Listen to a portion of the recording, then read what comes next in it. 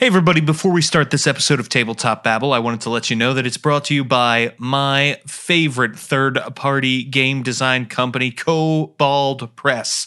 Kobold Press has been making incredible 5th edition products since the launch of 5e. They kicked it off with Horde of the Dragon Queen and Rise of Tiamat. They didn't stop with Tome of Beasts or the Creature Codex or the Midgard campaign setting or Deep Magic or Tales from the Old Margrave or so many other awesome things they've created. Now, Tales from the Old Margrave, you might be wondering, what is that? Well, it's a 5th edition adventure that takes you deep into the dark woods, and you'll want to check out the 5e Margrave Player's Guide as well. The Old Margrave Forest is an ancient wood filled with magic, treasure, and dangers. The book gives you everything you need to journey into the Margrave or the forests of your favorite campaign setting. You get 3 new playable races and forest-themed class options for barbarians, clerics, druids, rangers, rogues, warlocks, and wizards. You'll also find 13 new companion beasts, 6 new feats, and 45 new spells. There's new magic items like the Bracelet of the Fire Tender, the Circlet of Holly, and the Sickle of Thorns. Plus, if you're into it, if you're into like monsters or something, I don't know, maybe a cool guy named James Introcaso wrote a couple monsters in this book. You are definitely going to want to check it out. Look for the Margrave Player's Guide for 5th edition at your local game store or buy it online at koboldpress.com. Let's start the show. This is Tabletop Babble. I'm James Introcaso.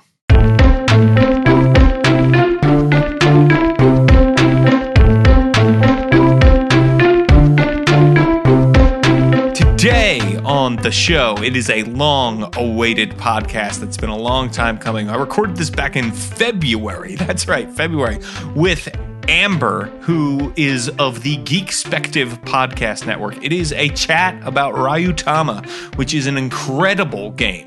We really had a blast talking about this, and I learned so much about this RPG. She is a fan. She is an actual player that uses this system and has a ton to say about it. So let's get into the interview. Okay, everybody, now I am here with one of the coolest people that I know. Amber, for people who don't know, who are you and what do you do in the world of tabletop role-playing games? Hi, so my name's Amber and I use she, her pronouns. I'm a part owner and graphic designer of the Geekspective podcast network. I'm on a Blades in the Dark actual play called Tales from Mauxferry, where I play a goblin hound named Vez, who is currently my favorite character I've played to date. I also host my own AP podcast called Shapeshift, which started it's almost 2 years now, as a way to track my journey becoming a GM. And right now, I'm running my first campaign ever, and I'm using Ryuutama as my system. That's awesome, because we are talking about Ryuutama today. Oh my gosh, how perfect. So this is one of the great things is, what is Ryuutama? Because I think it's a little known RPG, at least over here in the US and Canada and that sort of thing.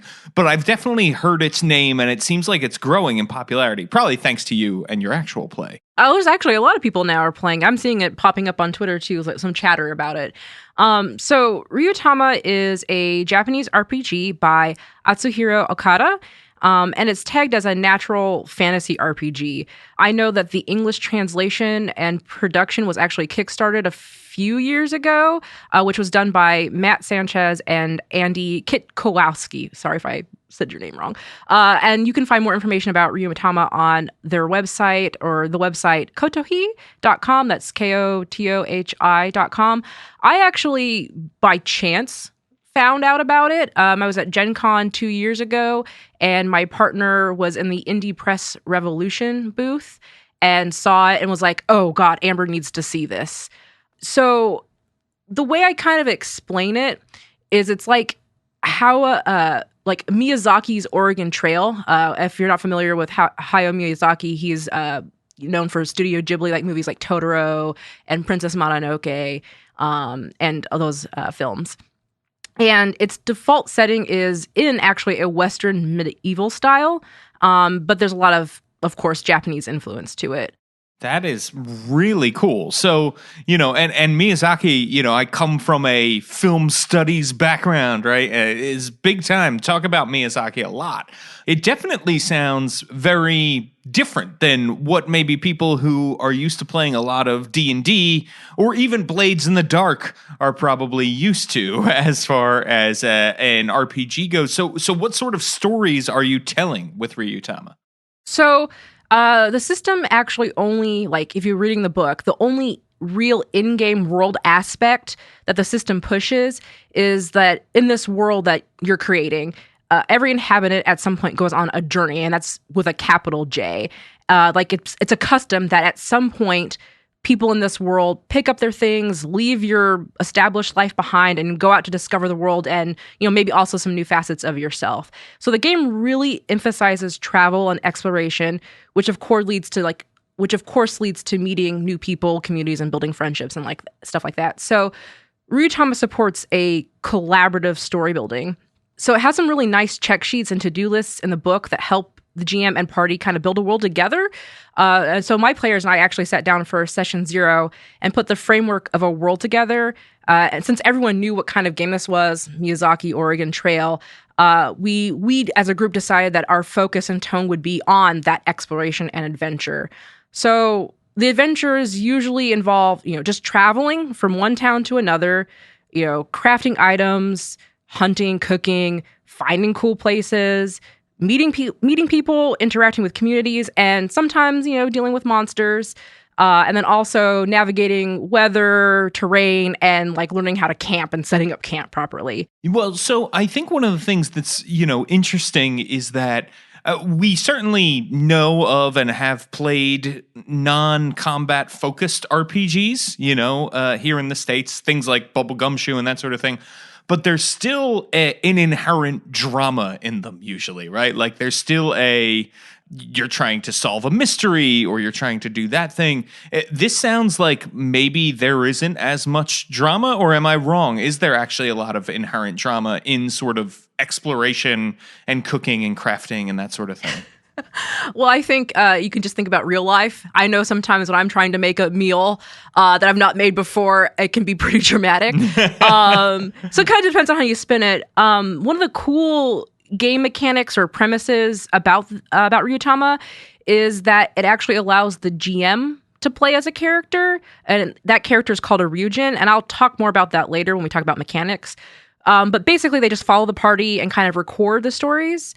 And the reason I'm bringing it up now is because there's actually 4 different types of GM player characters or Ryujin that you can choose from, and each one of them has like an aspect of like kind of what stories you want to tell. So I can talk about those a little bit. So there's the Green Dragon, which I'm playing right now. It's mostly just involving adventure and exploration, and it's really good for basically beginners, who are first starting maybe just RPGs in general, or Ryuutama for the first time. And then there's the Blue Dragon. Stories are about love, friendship, and human drama. And then there's the Crimson Dragon, that's battle and competition. So there's more of like focus on the combat system of the game. And then there's also the Black Dragon, which is conspiracies, betrayals, and tragedies. So yeah, there's a lot of heartwarming emphasis on the front of this game. But if you want to go deeper and make kind of like those more dramatic, darker, deeper storylines, you can. I mean, it sounds delightful. It sounds like it is a really great thing to come in and play, and that there's a lot of different ways to slice it. And this idea of everyone has inherent wanderlust, right, at some point in their life, I think is really cool. So what sort of mechanics make Ryuutama different from other RPGs? How do the rules of the game help tell those kinds of stories we're talking about? There's a lot of things that are similar about the D&D-esque aspect, more mechanic-heavy stuff. And I'm going to kind of talk about like what I think are maybe the more different or different spins on that. So there are about 6 main mechanic categories I'm going to kind of like talk about. And the first one's stats and skills. So in Ryuutama, there's only 4 stats total: strength, dexterity, intelligence, and spirit. And each stat is actually represented by a die size. So it actually starts the players out picking up like picking out an established set. So, for instance, the average set would be 6, 6, 6 across the board. And so that means you would roll for your strength a d6 or for dex a d6 as well. And then there's 2 other stats as well. And as you level up, and there is XP in charts, you can increase your stats and die size.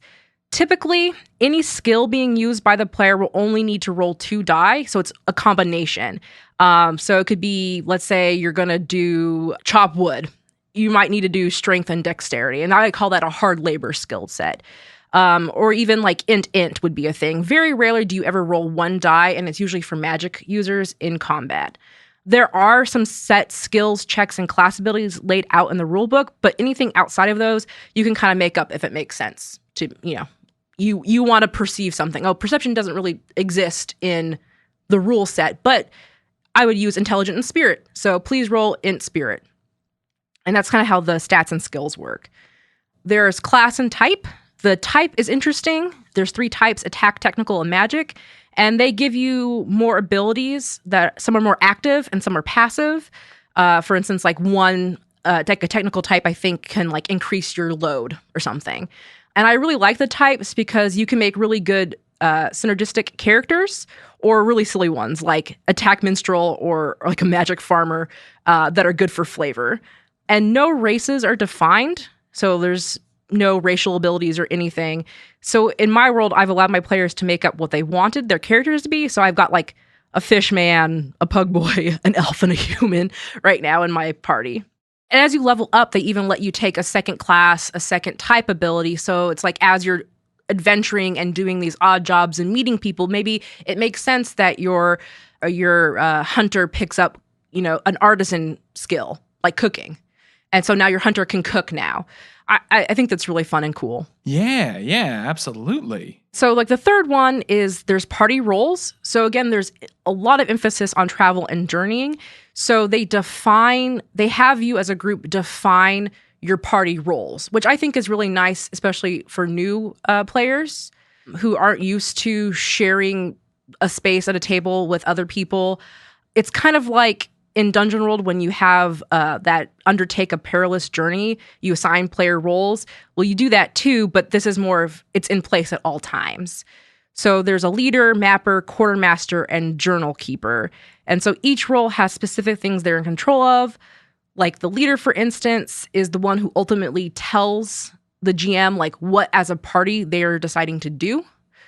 So, you usually have people, the tables talking about all the potential things that we're going to do as a group, but the leader needs to be the one to tell the GM, okay, we are going to go to sleep tonight, or we're going to set up camp now. The mapper is important for direction checks, which we'll get to more in the next one I talk about.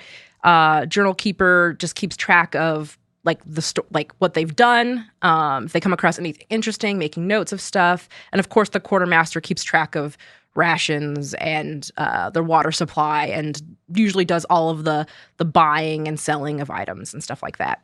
Yeah, it does sound very Oregon Trail. That is a good analogy you made at the beginning of this conversation. Yeah, because there's definitely a lot of tracking your items, which I personally like. It might not be everybody's cup of tea, but I've definitely, even in D&D, would love keeping track of gold and stuff, and I'm just weird like that. Like, I love games where I get to keep track of stuff. So anyway, the fourth thing is that, again, emphasizing journey, there's an actual sequence of checks that you do when you travel out into the wilderness or from town to town. They are in order: your condition check, which is something about your player, like your actual player's condition, your PC's condition. Travel check, knowing, can you actually navigate through the woods well? Direction check, are you going the right way? And then your camp check, can you actually put together a tent that won't leak or blow away, essentially? When you're doing all of these, what happens when you fail? What are some of the consequences of failure then? So the condition one is interesting. It took me a little while to understand what this meant. So condition check, everybody has to make this roll at the beginning of the day. It's strength and spirit, and basically there's no real failure to this. What you roll is your number for the day. So let's say I rolled a 6. My condition is 6. What does that ultimately mean? Well, it's kind of subjective. Like, you're feeling fine, but until you come across an injury or being poisoned, and let's say that the poison is a poison effect 8 and your condition is 6, you will get poison effect 8 status, which I think does something like reduces some sort of your die size for the day. There's consequences for feeling bad and getting sick and getting hurt. And it's usually reducing a die stat or being more subjective to other things, or like your MP is halved or your HP is halved and stuff like that. But if you roll a 10 on your condition or 10 plus, you're feeling hella good. You get to choose a stat and increase that die size for the day. Like, I'm feeling super good. I'm feeling really spry. So I might increase my spirit if I'm a magic user. So that's sort of the good and bad consequences of rolls. What is kind of the payoff for succeeding, right? Like, so when you in D&D kill a bunch of monsters, get a lot of treasure, right? At the very base level. There are many other ways to play D&D. But like that could be one way to describe. What are some of the things players are trying to achieve in Ryuutama? Sure. So there's critical successes and there's also critical fails. So basically, like, for instance, if you do the travel check and they succeed on it, and usually the number that they're trying to roll above is a combination of the terrain plus the weather. Again, there are charts inside the book that tell you, a grasslands is a level 6, but you add rain, it's a 2. 6 plus 2, they have to roll higher than an 8. So their travel check, they have to roll a strength and dex. They should roll higher than an 8 if it's grasslands plus rain. If they roll it and they succeed, they don't take any damage. That's your success for traveling. You didn't slip in mud, you didn't fall face down first in a puddle and get water in your eyes, or whatever they wanted to describe. If they fail it, their current HP is half, but there's benefits to, like, critical rolls. For instance, on a travel check, if they do really well, they roll crit, their condition is +1 until the next day. So they get to increase their condition, which makes them less susceptible to injury, poison, and other status effects. Other things are direction checks. If they get a critical, they get their destination really quick. And then, camp check is all about healing. So that's your rest time, right? If they succeed, their HP is doubled, all their MP is recovered. But if they do a critical, they recover all the HP, and they get a +1 to next day's condition. So that's kind of like the idea of at least the journey checks. Now, there is other things, like when they do skill checks, like if they want to go fishing or if they want to go hunting, or if they are trapping. Like, for instance, if they kill a monster in the wild, the hunter has the ability to harvest materials from defeated monsters. So they would roll to see if they did well, and depending on how they did against the monster's level of, like, harvesting, they would get some sort of reward, some sort of material that's really good. Story-wise, what are we working towards as characters? Is this a we're getting rich? Is this a we're trying to see as much of the world as possible? And obviously every game is different. But, like, in your game, what do you think is sort of in very general terms, the overall goal of the characters? Sure. So I have been building my own world. Mm-hmm. We kind of sat down together at the session 0, and we kind of put, like, the scaffolding. Like, what do you guys like about, like, fantasy settings? Like, what do you want to do? And have you thought about your characters? Well, every character sheet or every character should have a reason for why they're traveling. It could be something as vague as, I just want to see more of the landscape. Or it could be something as deep as, my wife died, and so now I would just like to go out and, like, share the stories I've collected over the years to other people. Or, I've had players who are like, I just want to find new interesting animals. And depending on what the players come up for their characters is kind of what I'm pushing into the world myself. I have an overarching kind of plot that I'm not going to reveal because we're still in progress. Sure. Yeah. But we sat down and I was like, okay, we know your reason for traveling. Here's what I'm going to do for the world. Civilization only has started here maybe in the last 300 years. and there's this huge wide expanse of things to do, and there's a lot of undiscovered territory. Let's maybe let's just go out and explore it. And so we came up with 3 rumors at the beginning of the session of like what they heard of places through other people. And so we established 3 areas of interest. And as we're going, I'm kind of improv story building along the way, putting something there for them when they get to one of the destinations they want to get to. Got it. Okay. That's really cool. It's a really interesting game because it's like, it has this mechanics D&D-esque kind of like, there are some crunchiness. One of my players, he was like excited because it was like there was some crunchiness to it. And there's also kind of that play to find out aspect that's like kind of improv at the table, let's make it up as we go kind of aspect to it as well. And it is very collaborative. It's really up to you when you sit down at the table and do your session 0 with your players. Take their characters' motivations and, whatever this world's that you kind of have, just throw in their motivations and just let them go and see and explore as characters this world. I mean, it sounds really fun. What is the pace of a game of Ryuutama like?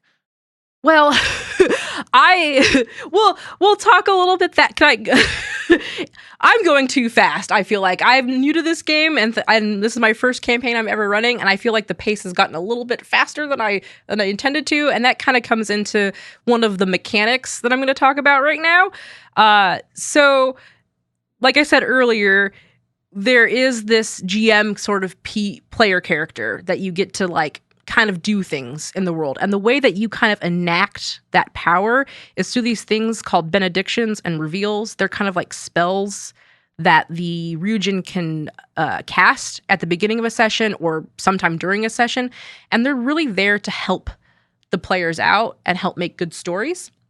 I don't know if I made the mistake, but more like I was just happy to play this game. And I really like helping players out and seeing people succeed. So I had my Ryujin have this artifact that like doubles their XP really quickly. And then also like there's this benediction that I cast all the time that gives them extra gold. There's a limit to how many things you can cast per session, but I tend to pick those ones. And so they're kind of progressing pretty fast. The cap is at level 10. We've been playing for like, we're on session 8 and they're already level 6. So it's pretty fast if you do what I've done, which is like speed the game up using the Ryujin abilities. So whoops, first GM, first campaign, didn't pace it so great, but they're having fun, so that's what matters.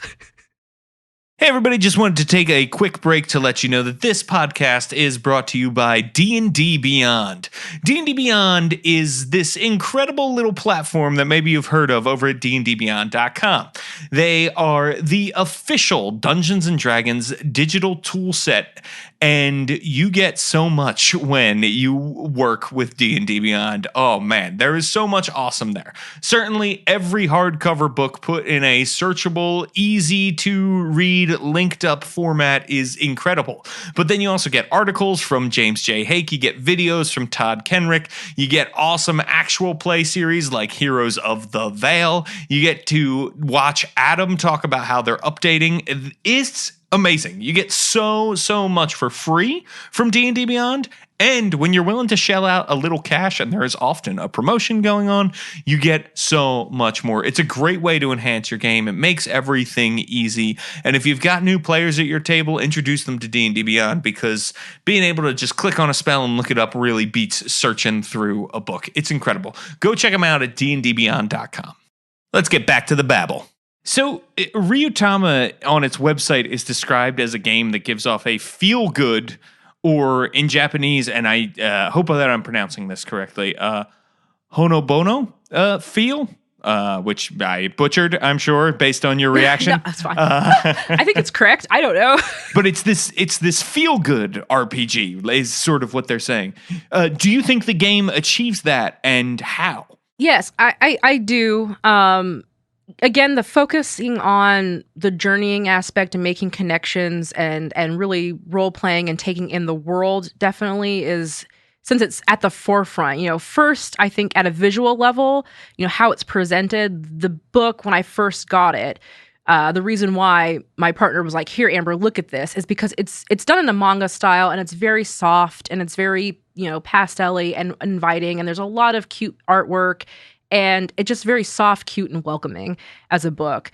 And second, how it's written overall. There's an introduction to the game by Okada, and in it he states, and I'm quoting, "The world, the one that we're creating in the game, is the cosmos of a brand new egg. Since your imagination is the incubator for the egg, I'm sure a fabulous universe is going to be born."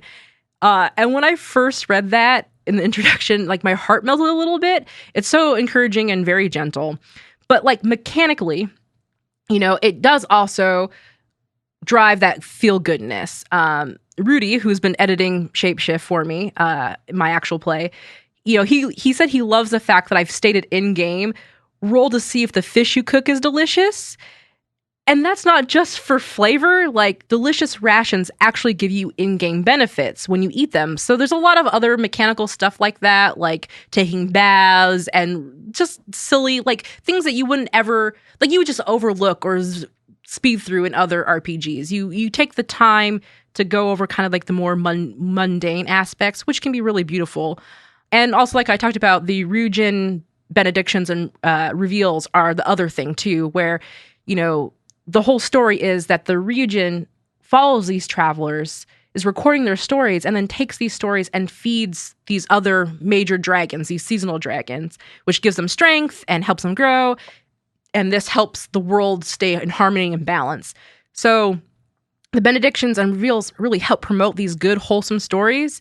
Like I talked about, for instance, my players love gold and love telling stories. So my Ryujin cast that benediction called Tale of the Traveler's Journal, which is at the end of the session, 2 PCs can write about their journal, and I promote in character a travel diary, and they receive their character level times 300 in gold. Oh, wow. So but to give you some perspective, though, there is things are pretty expensive in games. So 300 gold times their character level seems like a lot, but it gets eaten up pretty fast. And also, like, again, the focus isn't really on combat unless you really want it to be. Like, if you want to be like the red dragon character and you want to do that. We didn't really talk about the combat system mechanically. Yeah, let's do it. Totally. Which was the 6th one I wanted to talk about, where it really, really feels like a video game JRPG. So every time they run into an encounter, I pull out this battle map, which you have, and that Pokemon, battle noise music comes on, or like Final Fantasy battle music happens in my head, because there's like a front area and back area for the party, and then there's a back area and front area for the enemies, and 3 walking eggs appear. You just got egg dropped, or whatever you want to call it, and they start to fight, and they do this combat sequence, which is it feels very not turn-based. Is that the right term? I think so. In JRPG, where it's like, okay, you guys get to go and cast your little magic spells, or you're attacking, and then the enemies go, and it's really it feels like a JRPG combat system. Yeah, it sounds like it. And that's really cool. That's, I think, because it's Japanese, but also because we're talking about sort of this exploration and all of these things. It's making me feel like that was the case. So that's really cool that it feels like JRPG combat. Yeah, definitely. Because I tend to, when I see them traveling, I'm seeing them walking on the overworld map, and then all of a sudden the screen distorts, and then oops, random encounter. It's whatever monster that you're coming across, some snails or whatever you want to make up. Which I do have a list of creatures that you can go through, monsters in the book. But I tend to just make up my own as well, and just kind of borrow stats and kind of adjust things as needed. It really sounds like it is just a great game to sit down and play with your friends for a long time and imagine wild stuff. And, there's different things to sort of speed up the game if you want to or not. I love that thing about if you write in your journal in character, you get more gold. And what I especially love about that is there are a lot of games where at a certain point gold becomes irrelevant, right? But if things are pretty expensive, then that's always a motivating factor to do those things, right? To do the homework of writing in the journal and that kind of thing. There's really a lot of good ones. Like, they're not just all, help the party out, maybe like in a role play sense. I mean, there are some of them like, tale of nostalgia. If a character role plays, nostalgia for home, they get some sort of benefit. But there's also ones that are kind of like, funny and quirky and maybe not to the player's benefit, just to help like drive a story along, or make it interesting, which is fun. I haven't really explored those yet, but I can't wait for what I do because we'll keep going. We love this game. Yeah, that's real. I mean, it sounds like it. Obviously, you're having a good time, and everybody can listen to you having a good time. But what do you personally love about Ryuutama? Okay, so like I said, the artwork immediately drew me in, because it's basically manga, and there are like little comics throughout, and I'm a visual learner, and it's super cute. And so, that's what drew me in. And, I love cuteness. I love managing inventory. I love exploration. I love collaboration. And I really love world building. And so Ryuutama supports all of that. And if I was to pick specifically like one thing, it's creating towns and NPCs and their lives. By and large, that has been my most absolute favorite thing of this game. I've been making maps. I've been drawing little character art for the NPCs. I've been written little backstories and vignettes for these NPCs. I've been like walking around my house talking in the NPCs' voices. Just like dialogue like you would go into an RPG, right? So like you go up and you push X to talk to some character that you see, and then they give you a spurt of dialogue. That's exactly what I love doing. The collaborating part of that too is like my players will enter a town and I think it's going to go one way. Like I have this idea of like, oh, there's a bear mayor and they're just going to help with some other bears that are trying to steal honey. And it's going to be this cute little story where they help out the town. But my players got really suspicious of the bear mayor for some reason. I don't know. But I was like, all right, we'll improv this where he's the suspicious one and he overtook the mayorship, and now you guys have to deal with how he's stealing honey from the town and the clan of bears that are around them. And so it's like, that's what I love. It's like you make these little towns and like little communities and they're NPCs and there's a map. So, oh God, it makes me excited. Like I've made a map for every town that they've been in. I've made shops up for every town they've been in. I've made up NPCs and their families. So for me, it's really spurring on a lot of inspiration. That's really cool. I love the idea of a bear mayor, and I love that you're willing to, take the story in different directions and that the game supports that. And it sounds like this is an RPG that's so sort of wide open. Like exploration is, as a game designer, it's terrifying because, you want people to be able to find whatever they want, right? But then you have to design for that. And so that's really intimidating, but it sounds like the system really helps with that. It does, because it's like, and, going back to like, I personally love this, to me, exploration, I mean, I've only been jamming for 2 years, and a lot of what I knew when I first started was I need to work on improv. And some of the best gaming advice I got was, just really know your world, like what's in it, what can be found, yada, yada. And sometimes there's nothing there to find, and that's fine. I love making items. I love making, like, just in my head visualizing, like, little pockets of the world that they're in, and, like, just coming up with stuff for them is really fun and good for me. I've done so much of it that, like, I've started writing an actual module for Ryuutama based on, like, my campaign so far, because one of the things that I've done, like a JRPG, Zelda, you go up and you hit a pot and you find rupees. I'm kind of doing the same thing for them, where I know, like, in an area what they could find on different tiers, and depending on how well they roll their search checks is they find something.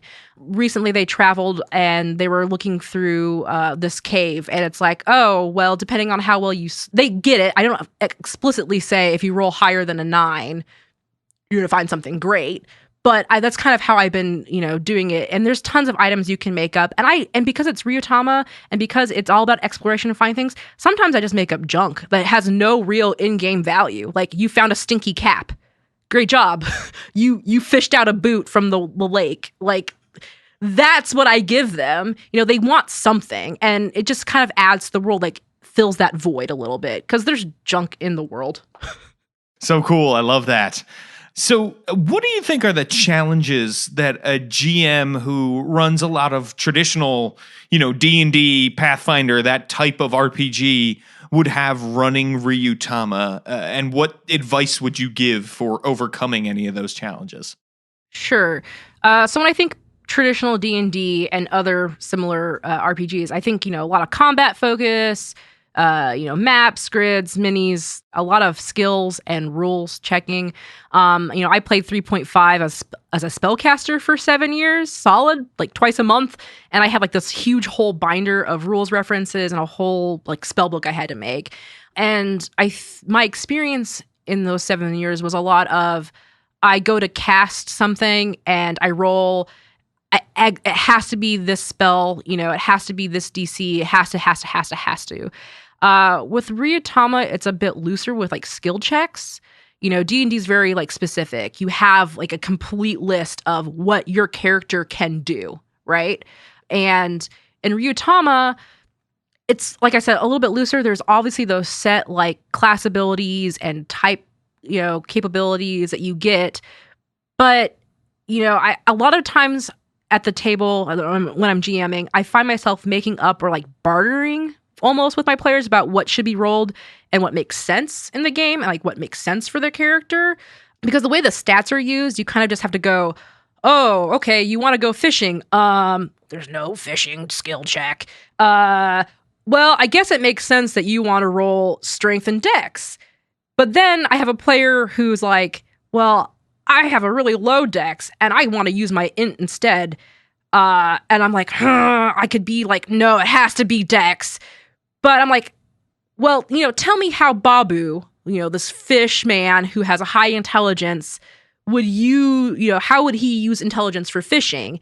And if he can come back and say, well, obviously Babu as like, has a fish man, I've done X and, blah, blah, blah. I'm like, okay, fine. You know where to fish. You know to go in the shade of this area. Okay, fine. Roll your int.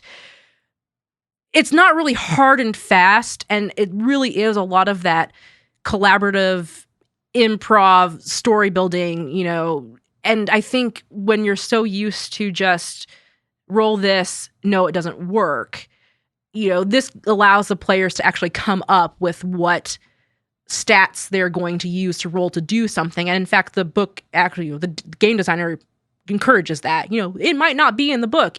You guys have to figure out what that means. And another aspect, we're talking about the Ryujin, that was really hard for me to get used to and keep up with. And I just kept forgetting it. Like sometimes I would sit down at the table, I'm like, oh crap, I forgot I could have helped you. Which is fine. You don't always have to help your players, but it's something there that I think is really difficult to get used to. Also because you're told not to make like self-insert PCs as a GM. Like I'm told you're not supposed to do that in my 2 years of like researching about how to be a GM.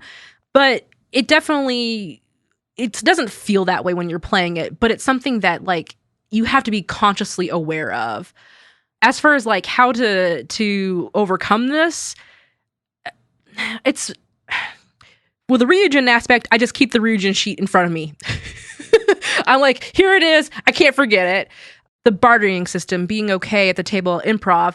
When I first started my GM journey, I knew I was weak at improv. I get rules. I know how to like role play, but coming up with stuff on the spot, the way I did it was I just played a lot of and ran a lot of improv games. So Powered by the Apocalypse games like Monster Hearts 2, The Warren, things are more of a discussion. You ask a lot of questions is how I kind of learned to do that at the table.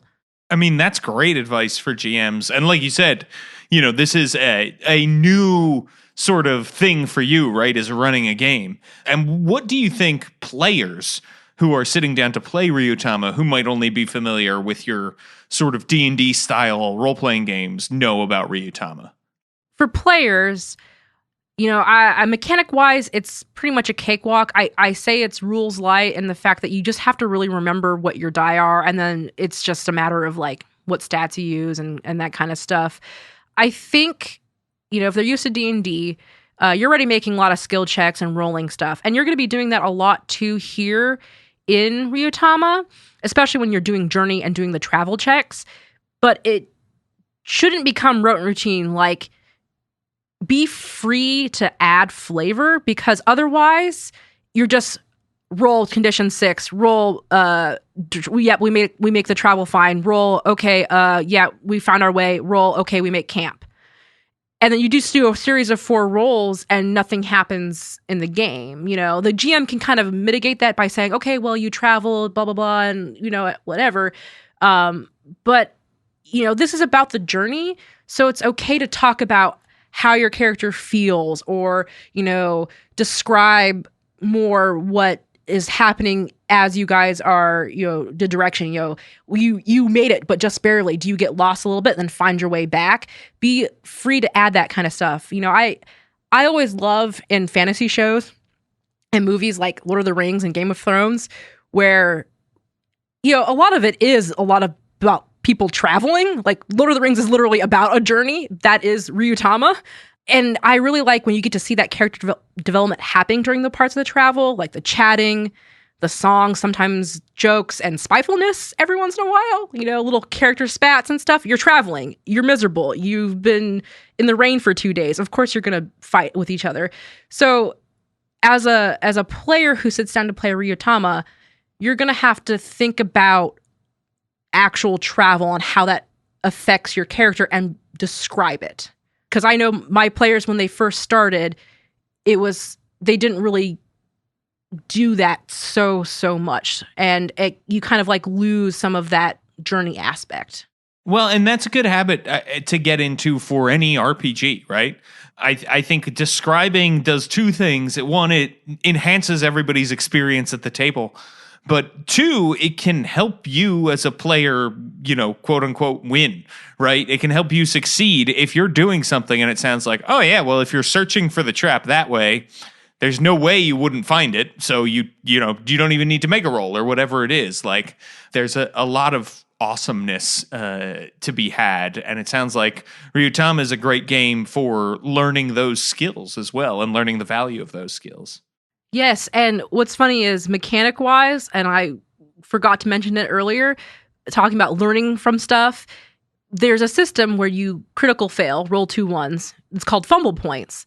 When you fail critically, everybody at the table gets a fumble point. And mechanically, we love that, because it's like, everyone's like, oh, you made a mistake. Well, we're going to learn from your mistake by getting this point, which they can then use to, like, basically it's a +1 forward. They can use that point to add to stuff later on, which is really funny. And so, again, it's reinforcing that even though if you make a mistake, you get to learn for it, here is a bonus for you from learning from that mistake or learning something as you're going. And then also it's funny, too, because people are like, fail. Like, as players, not in game, in character, but like, don't do it. I want that fumble point. That's awesome. I love that. Well, this has been a great conversation, and you have sold me. I want to play Ryuutama right now. And if people want to check you out and hear you playing Ryuutama, where should they go and what should they do? So you can find all my shows on Geekspective.com. I'm also on a few talk shows, and also we have a new Magic the Gathering one that's coming out soon I'm also on. You can find all my podcasts on iTunes, Spotify, and I believe it's also on YouTube now. So you just have to look up Shapeshift. And you can find me on Twitter as Rocket Orca and also as Shapeshiftcast. Nice. That's awesome. That is it's a great thing, and people should definitely check out Shapeshift.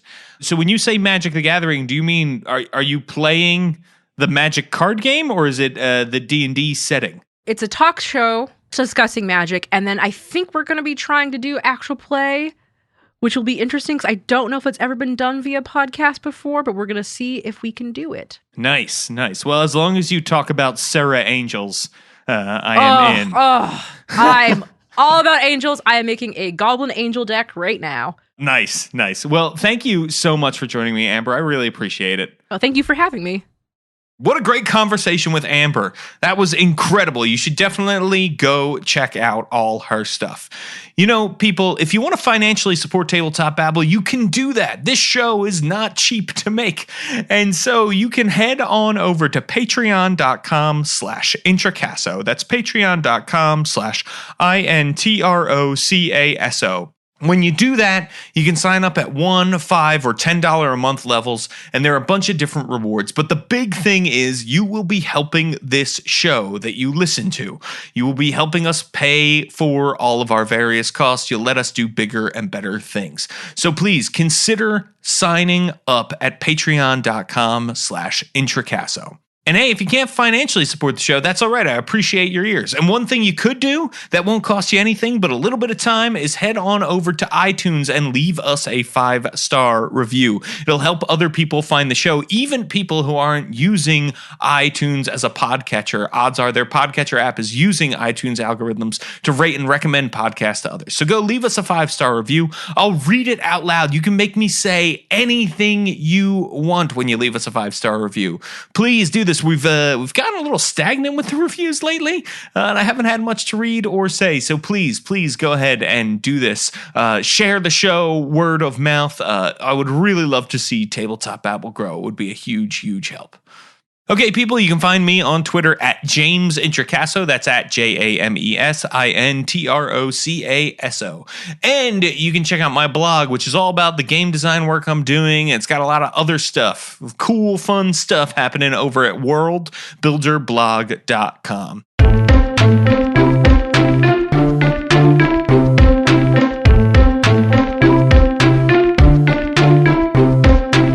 Tabletop Babble is a show on the Don't Split the Podcast Network. Thanks to Rudy Basso for founding it with me. Our theme music, which you're listening to right now, was provided by Battle Bards. Don't forget that RPGs are like sex.